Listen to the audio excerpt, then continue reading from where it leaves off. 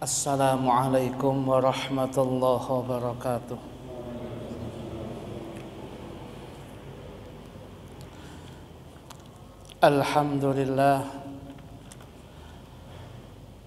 Alhamdulillahilladzi ja'ala majalisal ilmi wadh-dhikri riyadhal jannah. Wassalatu wassalamu ala sayyidina Muhammadin al-mab'uthi ila kafatil insi wal jinnah wa ala alihi wa sahbihi alladhina ittakhadhul uluma wal ma'arifa lil jahli a'zama junnah. Subhanaka la ilma lana illa ma 'allamtana innaka antal alimul hakim. Rabbi yassir wa la tu'assir wa tammim bil khair, amma ba'du. Fa ila hadratin nabi Sayyidina Muhammadin sallallahu alaihi wa alihi wa sahbihi wa sallam, khususan ila jami' masyayikhina wa asatidina wa ulama'ina al-mukhlisina al-amilin wa jami' sadatina al-alawin wa jami' sadatina sufiyah wa ulama'ina syafi'iyah wa jami'il muhaddithin wal mufassirin wa aslafina salihin, wa nakhussu khususan ila al-imam Abi Zakaria Yahya bin Sharaf An-Nawawi wa Syekh Al-Imam Muhammad bin Abdullah bin Abdul Latif Al-Jurdani, anna Allah yataghashahum jami'an birrahmah wal maghfirah wa yu'idu alaina min barakatihim wa asrarihim ala hadhihi niyat wa likulli niyatin salihah. Al-Fatihah.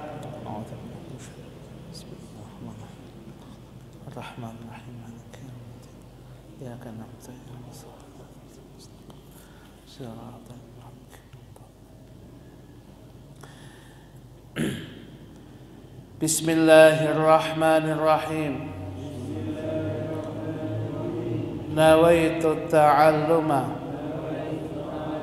wat-ta'lima wat-tadhakkura wat-tadhkira wan-naf'a wal-intifa'a wal-ifadata wal-istifadata wal-hatha ala tamassuki bi kitabillahi wa sunnati rasulih wa du'a ilal huda wa dalalata ala al-khair ibtigha'a wajhillahi wa mardatihi wa qurbihi wa thawabih.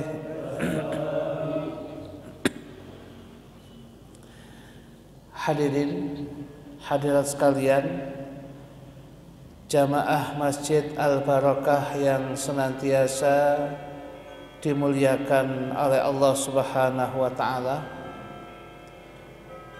Malam hari ini seperti biasanya kita melanjutkan kajian kitab hadis Arba'in An-Nawawiyah karya Al-Imam Abu Zakaria Yahya bin Sharaf An-Nawawi, yang pada malam hari ini kita masih belum selesai menjelaskan Al-Hadithur Rabi'a Asyara, hadis yang ke-14.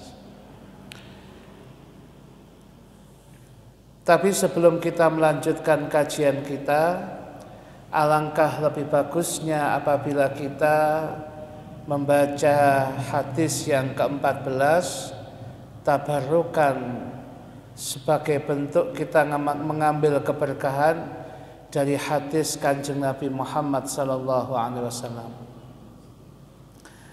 Hadis yang ke-14, An Ibni Mas'udin radhiyallahu anhu qala, hadisnya berasal dari sahabat Abdullah bin Mas'ud radhiyallahu anhu, dia berkata,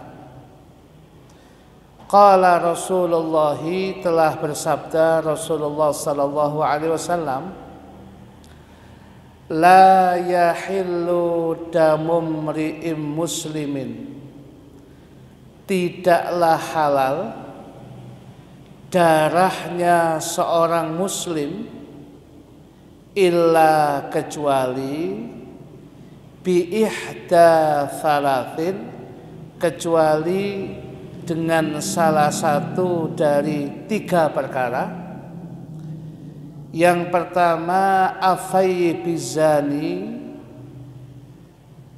seorang yang pernah bersuami, seorang yang pernah beristri, duda atau janda, kemudian dia berbuat zina. Wan nafsi bin nafsi, jiwa dengan jiwa. Watariki lidinihi, seorang manusia yang meninggalkan agamanya, maksudnya agama Islam. Al-mufariqi lil jamaah, dan dia memisahkan dari umat Islam. Artinya orang yang kemudian memisahkan diri dari umat Islam, mungkin bentuknya adalah bughat, pemberontakan dan sebagainya. Ini nanti ceritanya panjang, ada catatan panjang. Rawahul Bukhari, hadisnya diriwayatkan oleh Imam Bukhari, wa Muslimun, dan Imam Muslim. Hadirin hadirat sekalian yang dimuliakan oleh Allah Subhanahu wa taala, maksud daripada ungkapan hadis ini, siapapun di antara kita umat Islam tidak boleh sama sekali mengalirkan darah, sama sekali tidak boleh kemudian kita menghalalkan darah sesama muslim. Dosanya sangat besar sekali. Artinya yang namanya orang muslim, darahnya sangat dijaga. Tidak boleh dijatuhkan nama baiknya, tidak boleh kemudian dia harus dilukai, tidak boleh sampai terbunuh, naudzubillah min dzalik. Ya, walhasil dijaga semua. Kecuali yang darahnya kemudian halal, tidak sampai berdosa apabila dialirkan, tapi sekali lagi semuanya lewat pengadilan sah. Kalau kemudian tidak didirikan oleh pengadilan, ya sudah, berarti antara dia yang melakukan dengan Allah nanti, dan di akhirat lebih parah hadirin nanti azab dan siksanya kalau tidak diselesaikan di dunia. Yang pertama yang kita bahas itu adalah, yang sudah kita bahas adalah perbuatan zina. Jadi orang yang sudah berkeluarga, mohon maaf, dia berbuat zina. Ini ya, kata-kata berbuat zinahnya itu harus yang menentukan adalah pengadilan. Bukan sekedar orang kemudian menuduh zina, bahasa fakihnya qadzaf itu, dan dia dicambuk 80 kali kalau tidak bisa membuktikannya. Dan pengadilan yang kemudian menjatuhkan yang bersangkutan ini berbuat zina, ya, harus yang menuduh itu bisa mendatangkan 4 saksi, yang seluruh daripada saksi itu semuanya itu menyatakan bahwasanya memang yang bersangkutan berbuat zina dengan penjelasan yang jelas. Ya.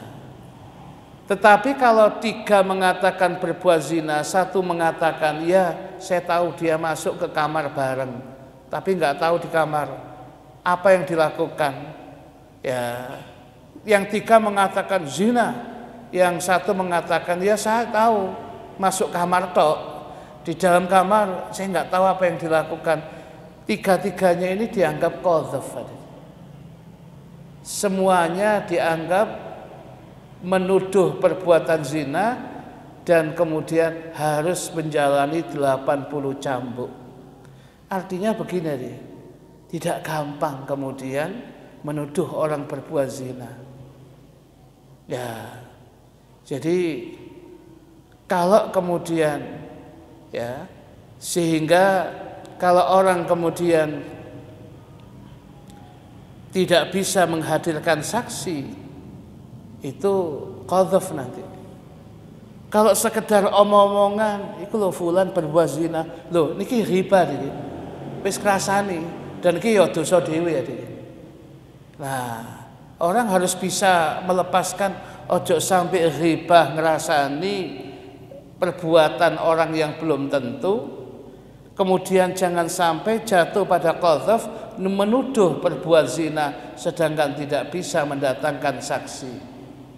Sebab kehormatan seorang muslim baik laki maupun perempuan itu sangat dihormati.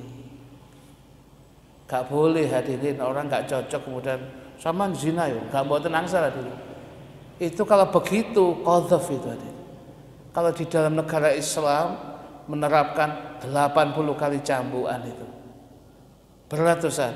Kalau tidak sampai dicambuk 80 dosa gede nih. Maka orang nggak boleh. Ya itu.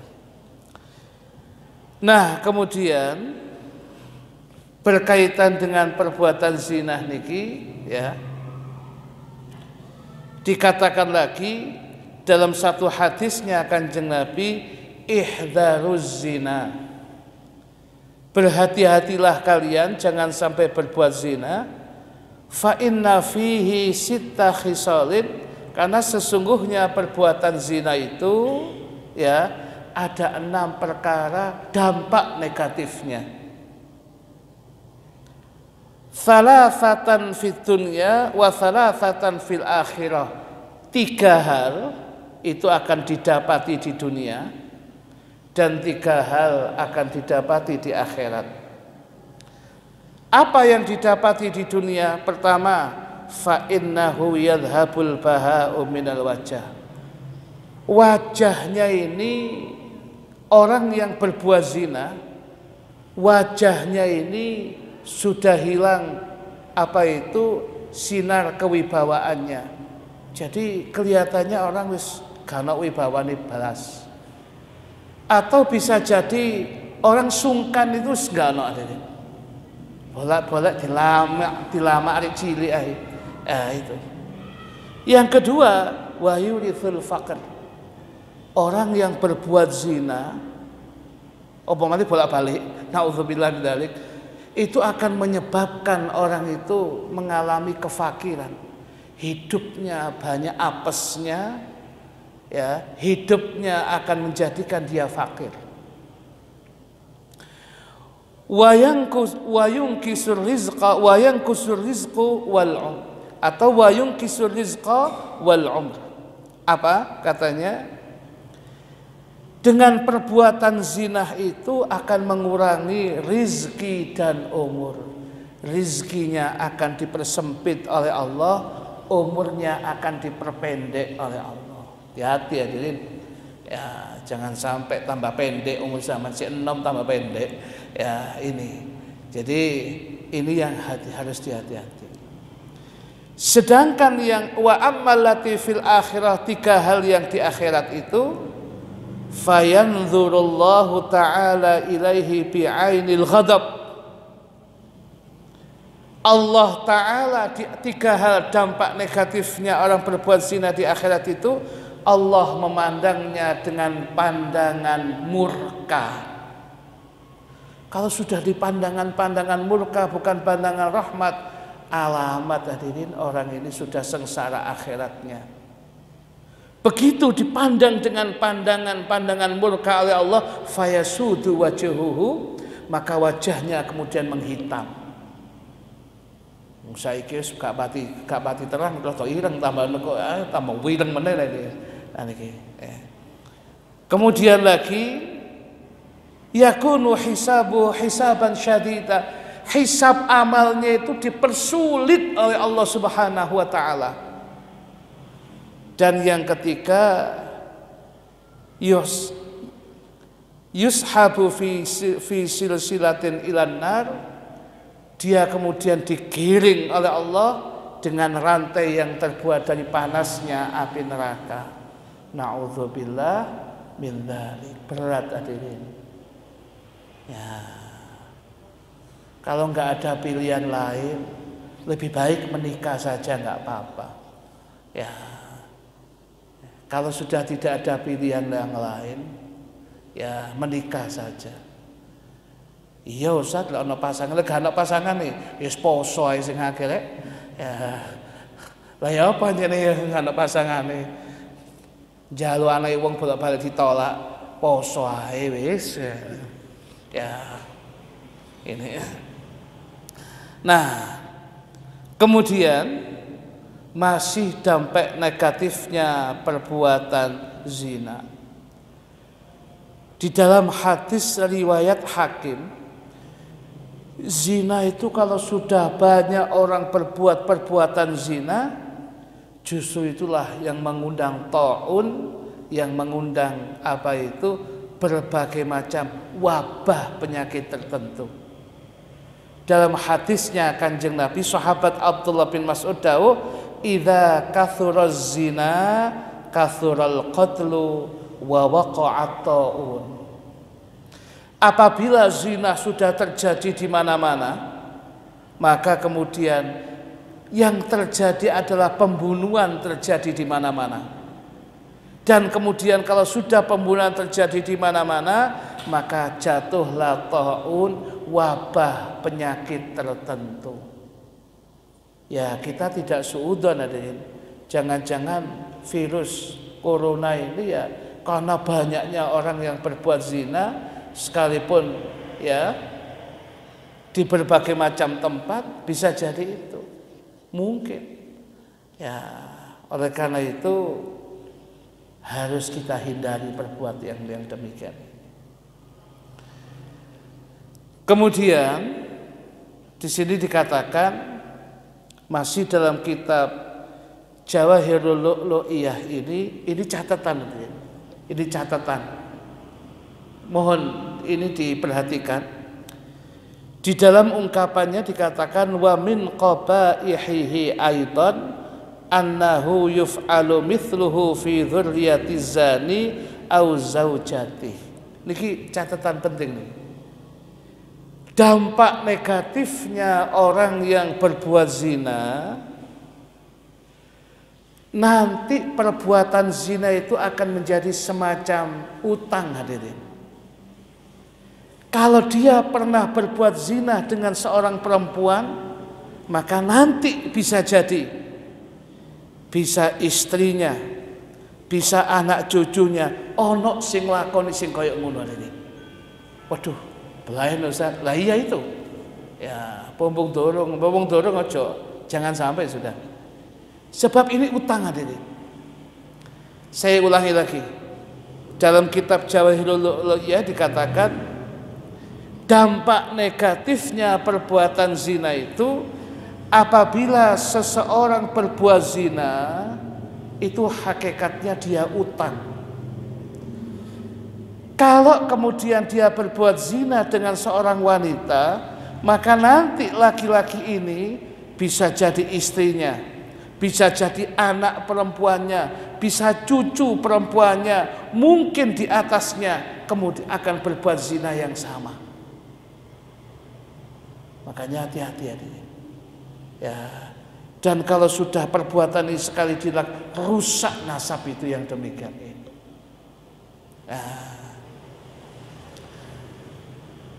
Ada satu kisah hadirin. Saya singkat saja kisahnya.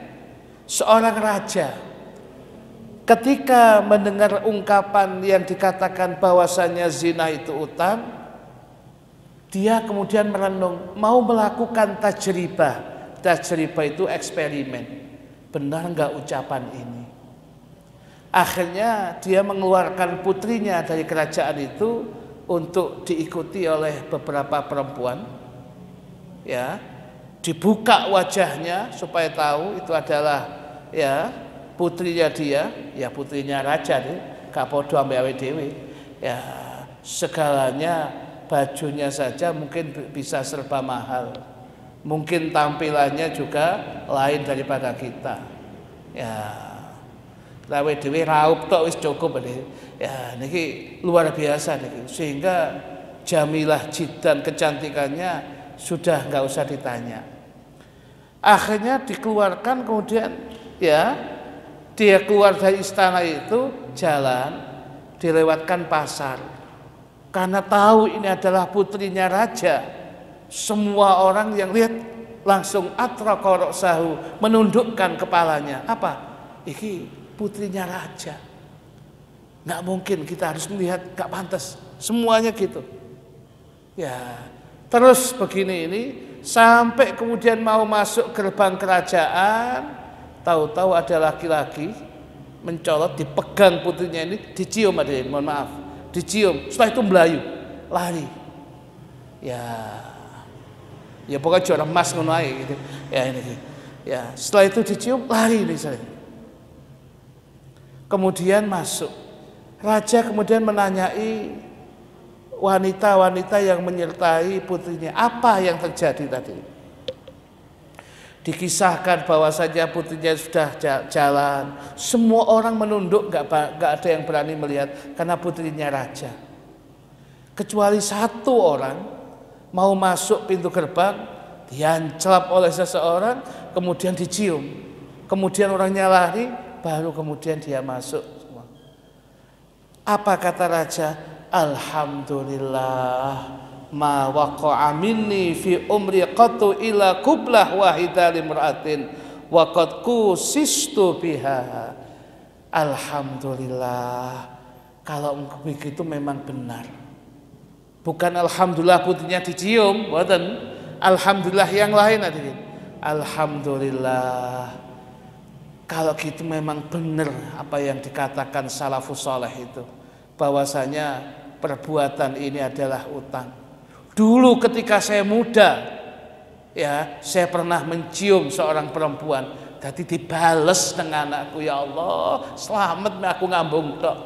Umpamane lebih tok kok iku blaen anakku yang demikian ini.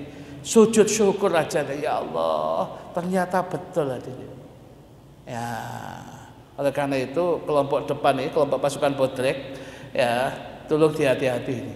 Ya, zaman lebih daripada itu dibales kayak ngono sampean bisa ya. Aku main ngotek tok Ustaz, lho ngotek tok itu ya naudzubillah min dzalik Ustaz. Ya, ngotek tok Ustaz tapi bonus lah, ono bonus iku kali.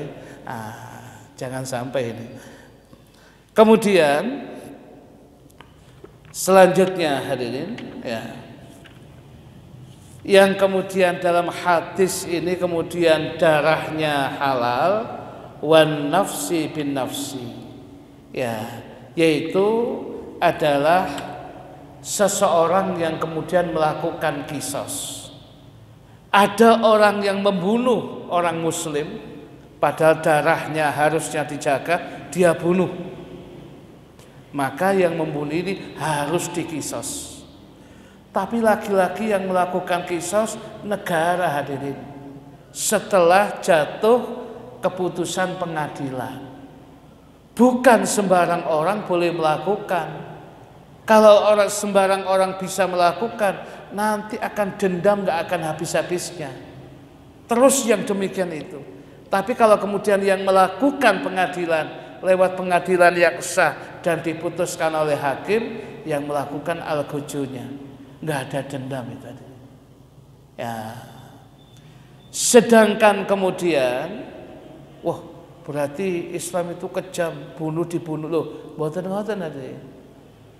Orang kalau kemudian dikisos itu kemudian ditegakkan ya bisa jadi kemudian orang lain yang melakukan hal yang sama ingin membunuh orang lain pikir panjang adanya.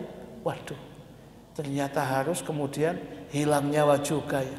Dia pikir panjang, maka akan membuat kehidupan yang begitu banyak yang demikian itu. Makanya di dalam kitab Jawahirul Lu'lu'iyah itu dikatakan ya, yang namanya kemudian kisos itu bisa ditegakkan dengan ada beberapa syarat. Yang pertama, an yakunal qatilu balighon. Yang membunuh itu sudah balik. Ya kalau belum balik ya belum diadakan yang namanya hukum ya belum berlaku. Soal nanti bentuknya yang lain itu ada kebijakan. Ya. Yang kedua, an yakuna aqilan. Yang membunuh orang berakal sehat. Ya. Yang ketiga, alla yakuna aslan lil maktuli. Nah, yang membunuh ini enggak ada hubungannya dengan yang dibunuh. Artinya, mohon maaf, ono bapak mateni anak itu. Ini hukum fikihnya nanti beda. Ya, sekalipun menurut Imam Abu Hanifah juga qisas juga. Tetapi mazhab Syafi'i nanti lain. Ya, itu. Yang keempat, alla yakunal maktul anqasa minhu birikin au kufrin. Orang yang kemudian maktul, yang dibunuh ini, ya, orang yang dibunuh ini, ya, orang yang dibunuh ini tidak lebih bawah dari segi statusnya. Jadi begini, yang kemudian yang membunuh merdeka, yang dibunuh budak, ya, itu tidak bisa dilakukan qisas. Yang membunuh ini muslim, yang dibunuh kafir, bukan kafir zimmi tapi kafir harbi ya ini tidak ada hukum qisas. Artinya semuanya tidak mudah. Sehingga kalau kemudian tidak ada pengadilan yang mengesahkan, orang tidak boleh gampang membunuh. Itu juga bahaya itu. Ya. Jadi artinya begini ini, maka kemudian apabila syarat-syaratnya tidak terpenuhi, fala qatla wa tajibu diyatu. Maka tidak ada kata bunuh dalam bentuk qisas, tapi harus bayar diat. Yang dimaksud diat itu denda, nanti bisa jadi bentuknya 100 ekor unta. Waduh, 1 ekor unta aja bisa jadi 30 juta Ustaz. Ya, 20 juta, 30 juta. Ini 100 berarti bisa jadi 300 juta atau bisa 3M mungkin. Ya. Itulah harga manusia, nyawa manusia muslim seperti itu. Tidak mudah. Maka tidak mudah dialirkan darahnya, itu tidak semudah yang kita bayangkan. Mahal memang.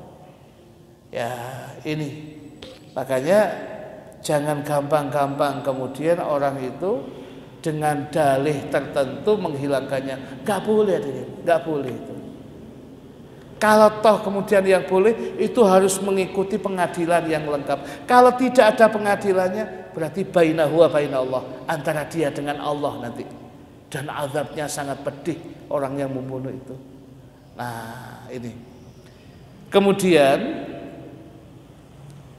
yang yang terakhir ya, di sini dikatakan adalah orang yang kemudian dalam hadis tadi itu watariki lidinih al-mufariqil jamaah. Itu di dalam syarah ini maknanya adalah orang yang murtad, keluar dari agama Islam, naudzubillah min dzalik, ya. Sebab ada ungkapan hadis man baddala dinah faqtuluh. Maka barang siapa orang yang mengganti agamanya, ya hendaknya kalian bunuh. Tapi lagi-lagi kalau begitu orang yang murtad ini tidak langsung, semua yang melaksanakan adalah pemerintah. Kalau kemudian tidak terlaksanakan oleh pemerintah, tiap orang tidak boleh melaksanakan sendiri-sendiri. Itu bahaya juga. Sebab kalau pemerintah melaksanakan itu lewat pengadilan yang sah. Harus keputusan pengadilan, ya. Dan orang yang kemudian murtad pun keluar dari agama Islam itu kemudian diajak istitabah dulu, diajak tobat dulu, balik nang Islam, diajak. Baru kalau kemudian tidak, pengadilan yang memutuskan, yang mengeksekusi pun juga pemerintah. Kalau kemudian pemerintah tidak melakukan karena bukan pemerintah Islam, berarti itu urusan dia dengan Allah. Ngoten berarti. Jadi umat Islam tidak gampang membunuh orang, mboten. Kita tidak terbiasa itu. Semuanya ada aturannya. Dan yang namanya muslim, darahnya benar-benar haram untuk dialirkan. Tidak boleh dilukai, tidak boleh dijatuhkan nama baiknya, apalagi dibunuh. Nauzubillah min dzalik. Ini yang yang ada di dalam hukum Islam adalah seperti itu.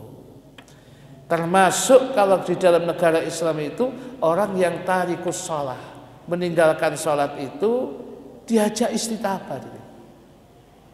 Yang melakukan pemerintah, diajak tobat, nggak mau, berarti dilakukan had.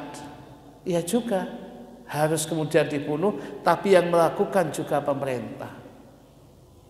Wah, lek ngoten luar biasa, kabeh salat akhir ini. Ya, nih. Tapi karena kemudian ini hukum tidak berlaku, maka kemudian bagi orang yang kemudian ketahuan dia tidak sholat, segera taubat dan nasuha. Dang ibadah. Wong itu kayak sampeyan dhewe, bukan kayak Gusti Allah. Sak bumi kan sing nyembah Allah, Gusti Allah tetap jalla jalaluhu, hadirin. Tetap Gusti Allah, tetap hebat dan sebagainya. Kan seandainya satu bumi ini ibadah kabeh, tidak akan semakin meninggikan Allah. Mboten, gak ngefek nang Gusti Allah. Hakikatnya kepada kita sendiri ini, hadirin. Hadirin hadirat sekalian yang dimuliakan oleh Allah, itulah 3 hal, ya.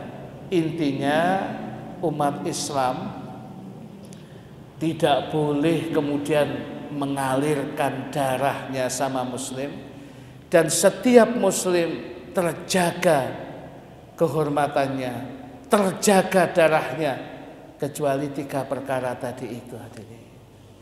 Hadirin hadirat sekalian yang dimuliakan oleh Allah, hadis ini diriwayatkan oleh Imam Bukhari dan Imam Muslim. Selesai hadirin hadisnya, kita buka pertanyaan. Siapa tahu akan ada yang bertanya berkaitan dengan apa yang kita sampaikan ini. Monggo, Mas. Waalaikumsalam warahmatullahi wabarakatuh. Apakah ada cara untuk membayarkan zina tadi? Nggih.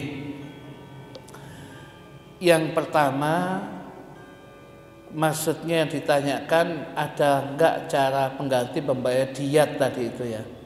Ya. Jadi pembayaran yang 100 ekor unta itu. Maksudnya apa? Membayar kan Ustaz bilang zina adalah utang. Apa? Oh ya. Zina adalah utang. Itu bisa dibayar. Ya. Bahasanya zina itu adalah utang. Ya kalau uang bisa dibayarkan. Kalau ini nggak ada, Mas. Bahasanya utang ya suatu saat kudu saman ngono, ya katakanlah ada seseorang saman ngono ya saman mbok besok ya kena ngono gitu. Ya. Jadi nggak ada terbayarkan ya dengan situasi dan kondisi. Artinya bagi orang yang belum kemudian melakukan, hati-hati. Jangan sampai dalam kehidupan ini terjerumus sekali saja, jangan, sebab itu akan terulang begitu itu pada keluarga kita. Itu loh. Ya, itu. Ya. Penanya kedua, kalau ada, wonten sing tanglet? Mbak-mbak mungkin, ya mau tanya, ya nggak tanya Mbak, Ya, cukup senyum saja. Ya, sudah. Saya kira insya Allah akan kita sambung pada waktu-waktu berikutnya. Bismillahirrahmanirrahim. Alhamdulillahirabbil alamin. Allahumma salli wa sallim ala sayyidina Muhammadin wa ala alihi wa sahbihi ajma'in.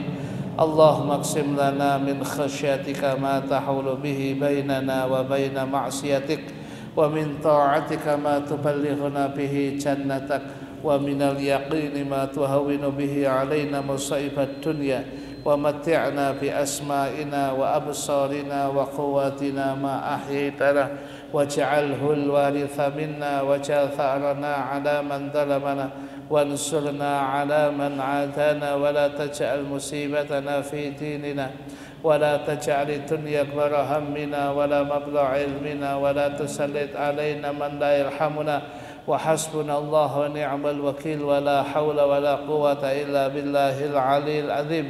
Wa sallallahu ala sayyidina Muhammadin nabil ummi wa ala alihi wa sahbihi wa sallam, walhamdulillahi rabbil alamin. Bismillahil Fatihah.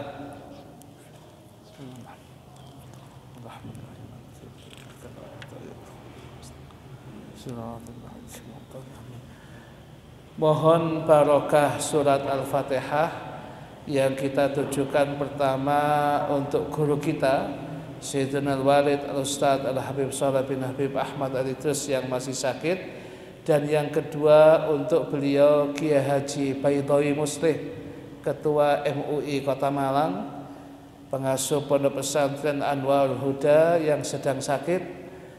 Dua beliau ini segera diberikan kesembuhan oleh Allah, dipanjangkan usianya oleh Allah Subhanahu wa taala, dijaga dunia akhiratnya oleh Allah Subhanahu wa taala. Bisirril Fatihah.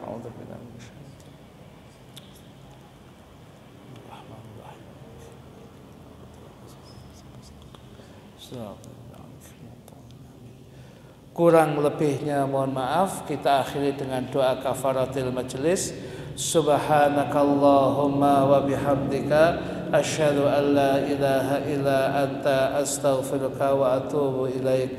Subhanakallahumma wa bihamdika asyhadu an la ilaha illa anta astaghfiruka wa atubu ilaik.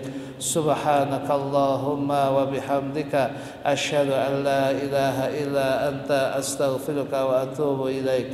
Bismillahirrahmanirrahim. Wal 'asri innal insana lafi khusrin illa alladhina amanu wa 'amilus salihati wa tawassaw bil haqqi wa tawassaw bis sabr. Kurang lebihnya mohon maaf. Wassalamualaikum warahmatullahi wabarakatuh.